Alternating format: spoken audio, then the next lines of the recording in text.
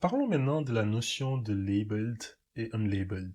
Lorsqu'on parle de training data, donc des données qu'on va utiliser en entrée pour entraîner notre modèle de machine learning, elles peuvent être étiquetées ou non étiquetées. Donc en anglais, on va dire labeled ou unlabeled data. Et des données qui sont étiquetées, en fait, c'est tout simplement une donnée qui a déjà une réponse ou une catégorie associée. Je m'explique. Par exemple, si on souhaite entraîner un modèle, et ce modèle, il doit pouvoir regarder des photos et nous dire si c'est des chats ou si c'est pas des chats, par exemple.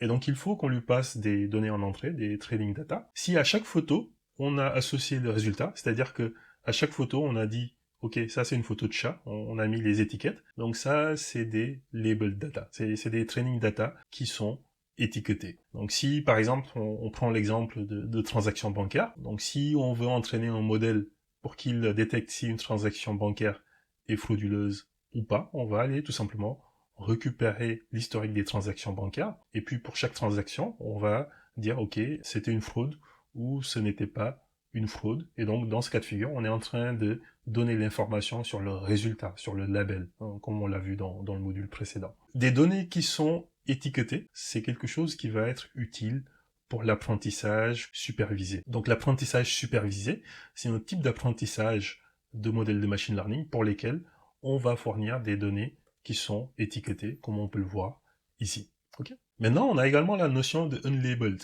On devine tout de suite ce que ça veut dire en fait. Hein. C'est des données qui ne sont pas étiquetées.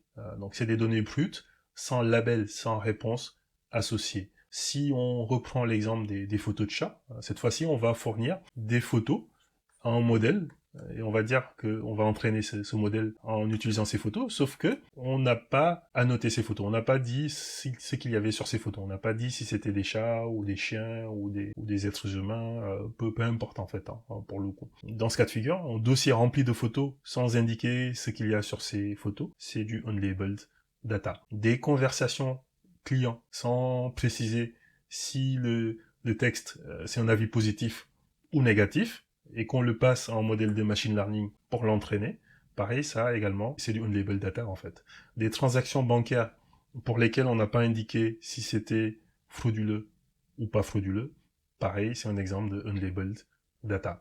Et vous allez me dire, mais ça sert à quoi en fait, hein? Comment on peut utiliser des training data pour lesquels on n'a pas déjà le résultat? Parce qu'on a vu dans les exemples précédents que on entraînait des modèles de machine learning en lui passant des exemples de transactions pour lesquelles on avait dit si c'était frauduleux ou pas, ou des emails pour lesquels on lui dit si c'est un spam ou pas un spam, pour qu'il puisse apprendre à les détecter par lui-même. En fait, il existe un type d'apprentissage qui s'appelle l'apprentissage non supervisé, et on le verra pareil un peu plus loin. C'est un type d'apprentissage dans lequel les modèles vont être capables d'être entraînés sur des données qui ne sont pas étiquetées. Et donc ça, c'est quelque chose qui est complètement possible.